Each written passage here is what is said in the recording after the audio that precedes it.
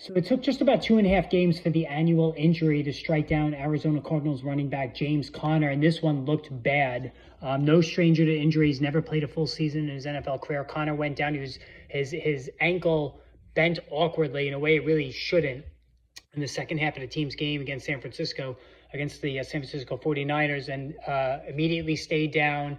Eventually was carted off, and the fact that a majority of the team came over to give him a pat on the head and some encouraging words is certainly not a good sign. So not going to speculate, but the way it looked.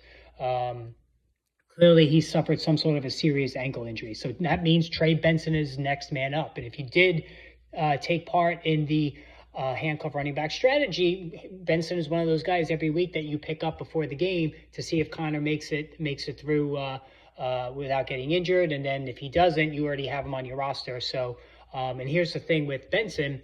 Didn't get much of an opportunity last year, but he's looked good when he's gotten the ball this year. He's worked to about 30 to 35% of the snaps at the expense of Conner. He's catching the ball really well. He's just doing a nice job overall. He's got some PPR upside to him, and certainly it doesn't look like Conner's going to be back certainly next week, and maybe not for a long time. If he did in fact break his ankle, then he's out for the season. That'd be a real shame because he's one of my favorites. But Trey Benson will be probably the number one waiver ad this week, depending on how things shake out the rest of the day. But just a very frustrating day in fantasy football for myself, and I know a lot of you have already posted in the comments. It's just one of those days for me. I actually shut football off this afternoon. I was just getting so disgusted. You feel like nothing is going right. I needed a quarterback. Joe Burrow lost for the season. I went with Dak Prescott over Caleb Williams, and of course, Caleb Williams has thrown 3 touchdowns today. Just on top of everything else.